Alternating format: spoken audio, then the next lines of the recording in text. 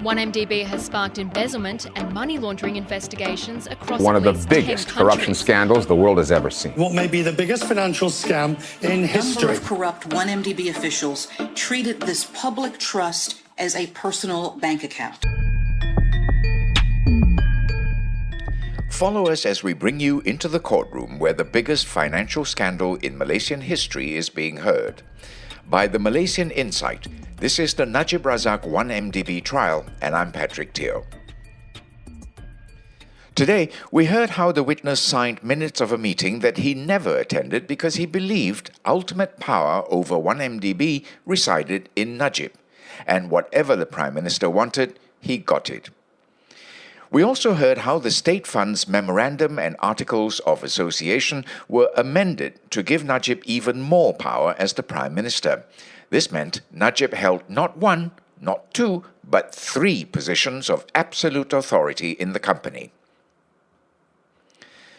1MDB's former CEO, Shahrol Halmi, was still on the stand. Najib's lead counsel, Shafi Abdullah, had told the judge he would try to wrap up by the end of this week, but now he expects to be done by next week instead. So we'll be hearing from Shahrol a little bit longer. Shafi began his questioning by asking how appointments were made in 1MDB. According to Article 117 of the company's Memorandum and Articles of Association, or M&A for short, the appointment and termination of the senior management team must not be done without written approval from the Prime Minister, who, at the time, was Najib. The M&A also initially stated that certain company decisions required the approval of the federal government of Malaysia, but this part was eventually amended to give that power to the Prime Minister, Najib. Apparently, this was what Najib wanted in order to make the decision-making process unambiguous. Or so that was what Joe Low told Shahrol. "You never found out if this was Najib's desire?" the lawyer asked. "No," Shahrol said. "He did not check with Najib," which frankly seems to be a recurring theme in his testimony so far. Referring to Shahrol's written statement, Shafi began quizzing him on the powers the Prime Minister would have in 1MDB. Shahrol had previously described how 1MDB was structured to give Najib ultimate power. After the federalization of TIA, the company's name was changed to 1MDB, and then it formally came under the ownership of Minister of Finance Inc., or MOF Inc. The sole shareholder of MOF Inc. was Najib, who was at the time Minister of Finance. And so everything was arranged so that Najib, as Prime Minister, the Finance Minister, and Chairman of the company's advisory board would have full control over 1MDB. But the Prime Minister also holds sweeping powers in other government-related organizations such as Petronas, Shafi contended. Petronas is Malaysia's largest oil and gas provider. In the case of Petronas, the Prime Minister appoints the chairman of its board of directors, who in turn represents the government's stake in the company. This meant that the Prime Minister can virtually overrule Petronas's entire board of directors, and that was much more power than what was afforded to the PM in 1MDB, the lawyer argued. For some reason, Shahrol agreed.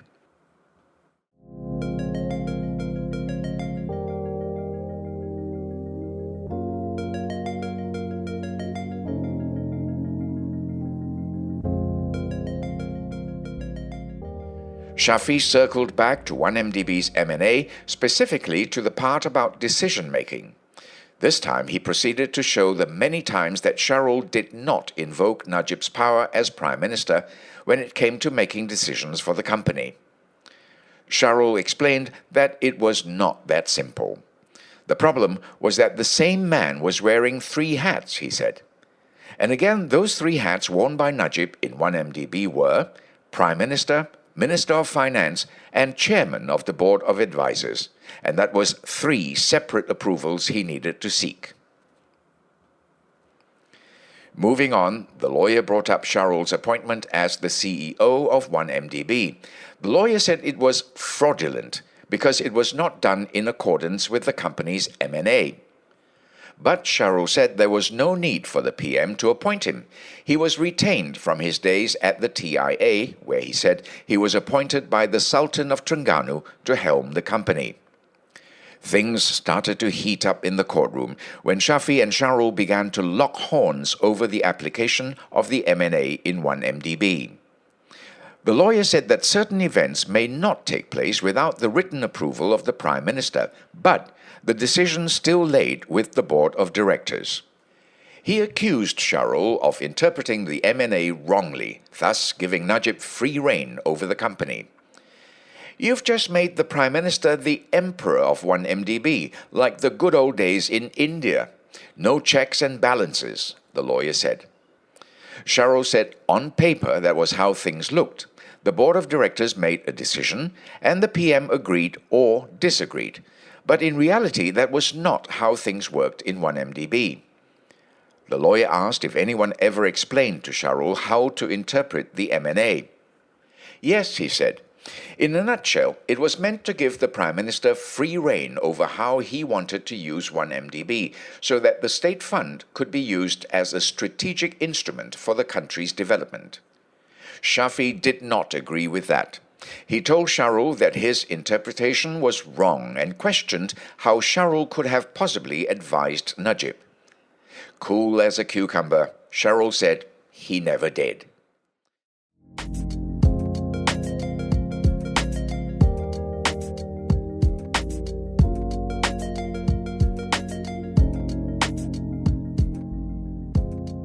Shafee was getting more and more worked up, this time over an investment proposal from Petro-Saudi International.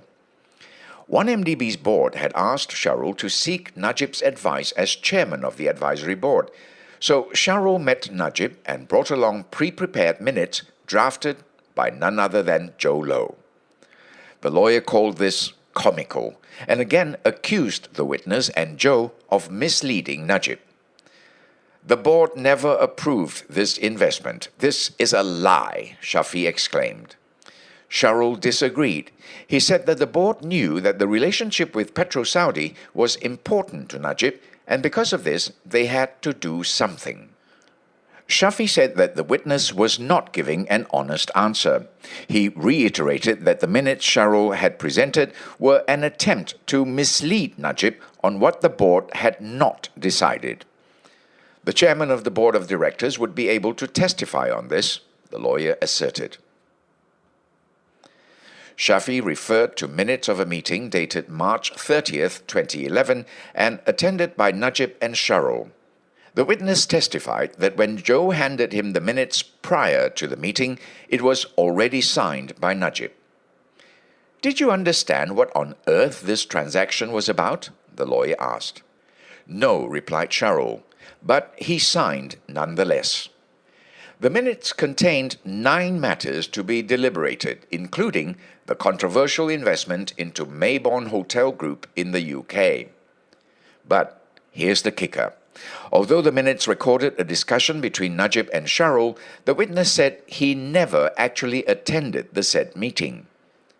So, as Shafee puts it, Najib sat on his own, had a meeting with himself, because Shahrol did not attend the meeting and got the minutes done by somebody else. "This is the best kind of silo, almost like a psycho," the lawyer remarked.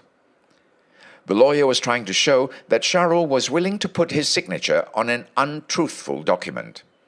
In response, the witness said he signed it under consideration that the ultimate power over 1MDB resided with Najib, who was Prime Minister, and Najib wanted the plan executed.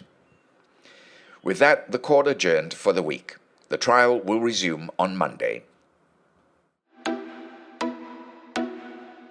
This podcast was brought to you by the Malaysian Insight. The team behind the Najib Razak 1MDB podcast are Revati Supramaniam, Yap Pek Kwan, Yvonne Lim, and Ravin Palanisamy. Timothy Acharyam provided additional reporting. And I'm Patrick Teo.